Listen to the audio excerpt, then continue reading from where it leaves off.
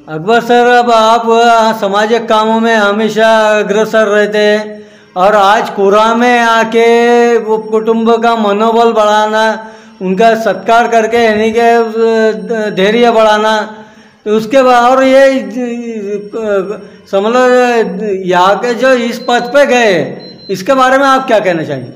सबसे पहले तो धनराज कोडी भाऊ के पूरे परिवार को हम हमारे पूरे परिवार और हमारे दोस्तों की तरफ से बहुत बहुत मुबारकबाद पेश करते हैं कि उन्होंने एक मिसाल कायम की कि पूरे कैसी भी परिस्थिति आपकी हो, वैसे भी आपके हालात हो, आप में अगर कुछ करने की चाहत है तो आप मंजिल पे को पाने के लिए आपको कोई रोक नहीं सकता। गरीब विकट परिस्थिति में रहते हुए भी आज जी ने जैसे बताया कि बचपन में उसकी जब शिक्षण के लिए उसने किसी चीज़ की जिद नहीं की, सिर्फ शिक्षण की तरफ ही फोकस किया। भैया ने भी बताया कि शिक्षण की तरफ फोकस किया, पढ़ाई के साथ साथ उन्हें काम भी किया, काम में शर्म नहीं की। हालात कैसे भी थे, कम खर्चे में उसने अपना गुजारा किया और अपना जो उसका एम था, जो मंजिल थी, वो मंजिल की तरफ वो हमेशा एक निष्ठा से ताकत से काम करता रहा। आज उसके लक्ष्य को प्राप्त किया। इस खुशी के हाउस में हम पूरे भुसावल तालुके का नाम और पूरे महाराष्ट्र का नाम रोशन किया, एक मिसाल कायम की।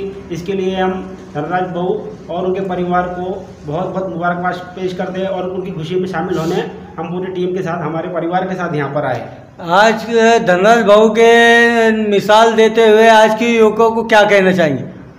नौजवानों को ये बोलना चाहेंगे कि कुछ भी आप कैसा भी काम हो, कितना भी कठिन काम हो, आप में सिर्फ एक लक्ष्य के लिए आपने चाहत चाहिए और हिम्मत चाहिए आपकी, और आप बहुत कुछ कर सकते हैं अपने लक्ष्य को पाने के लिए। सिर्फ आप में एक निष्ठा होनी चाहिए। शिक्षण की तरफ आपका एक गोल, आपको जो टारगेट है वो टारगेट सेट करके आप अगर चलेंगे तो ऑटोमेटिक आपको बोलते हैं ना, शिद्दत, आप जो भी शिद्दत से कोई भी डिमांड करेंगे, आप जो बुलाने से आपको कोई भी रोक नहीं सकता।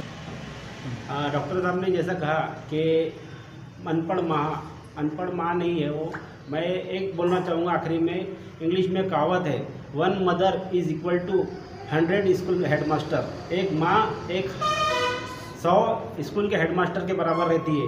इसीलिए कोई माँ अनपढ़ नहीं रहती। डॉक्टर साहब, ये जो भी है आपका बोलना ये है, लेकिन 1 mother is equal to 100 school headmaster. तो पढ़ाई के